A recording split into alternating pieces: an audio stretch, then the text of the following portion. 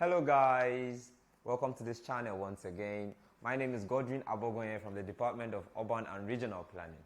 And on this channel, today's tutorials we're going to be discussing on planning process, in which all planning processes are all one planning processes. And on this channel, stay tuned. But if you haven't already, I would like you guys to click to the subscribe button and the notification icon and get notified whenever I post any video right here on this channel. So let's go to the volume 3 of our tutorials today. Planning the process. There are 4 stages in this planning process.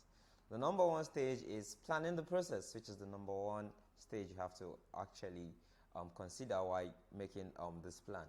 The number 2 is data collection and data analysis. The number 3 is preparation of plan. The number 4 is implementation of plan. So let's go back to the number 1. The number 1, which is the planning process. Under the planning process, that's where we are having the structuring and scheduling of the planning process. You have to structure with your subordinates, with the team that is carrying out this planning process, with the planning team, because it has to be with your planning team. It is always the planners that are always carrying out the entire planning process. So you allocate tasks to each subordinate, which are subgrouped into different groups. You have to subgroup yourself, your team, into different groups. Those that will be going out for the recognizing survey, those that will be going for the face-to-face data collection, for the face-to-face meeting with the dwellers of the holistic area of study. So you have to structure and schedule all those parts. Then the number 2, which is the data collection and the data analysis. After the data has been collected through polls of questionnaires and survey, which is the recognizing surveys, and you can use the sampling techniques as well, which using the probability sampling techniques. If it's the systematic sampling techniques you are using, you use that to collect data from the holistic area of study. So that is for the data collection and data analysis. And under the data collection and data analysis, we also have the development of vision plan. After you have identified the problems, issues, and concerns of the holistic area of study, so then you now develop a vision plan. A vision plan. This vision plan now leads to the formulation of goals and objectives. After developing this vision plan, you now formulate your goals and objectives.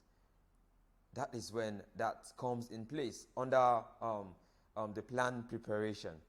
That is the number 3, formulation of goals and objectives. That is under the plan preparation. So you formulate your goals and objectives by what? Developing a vision plan. When you develop a vision plan, you now generate an alternative plan. After generating an alternative plan, then the development of selected plan comes in. That is when the implementation process, that is the number 4, the implementation process. You now develop your selected plan. After you generate a vision plan, you evaluate those plans. Then you develop the selected one. Don't forget that selected plan. It is the most important plan. It is the plan in which you have checked by and large you have gone so far. And you have seen the suitable plan, the suitable vision for the settlement, for the development of that settlement. Then you now develop that selected plan. Then we now go to the last stage, which is yes, the implementation process. That's the number 4, where you are to implement. In the know-how, the entire planning process is going to come in physical, because it is physical planning that you are doing. It is a physical planning you are doing. You are planning for the society, in which you have to plan with the people. You are planning for the people. You have to consider the existing socio-economic status of that settlement. So all this have to be in place too in the planning process. So after then, you now do your monitoring and evaluation, which is the final stage of the entire planning process.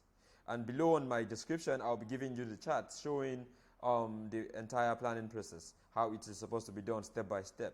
So if you are having any difficulty in your planning process, you can comment below on my comment section and I will attend to you guys. So guys, stay tuned on this channel. But if you haven't already, I'll be dropping more videos. So you have to click to the subscribe button and the notification icon and get notified whenever any video in planning or rural development and planning comes in place. As we are today discussing on the volume 3 of the rural development and planning. First of all, we talk about the concept. Then we come to the approach. And now we're talking about the planning processes. So guys, I want you guys to stay tuned on this channel and get more videos on rural development and planning back to back. See you guys next week. Bye.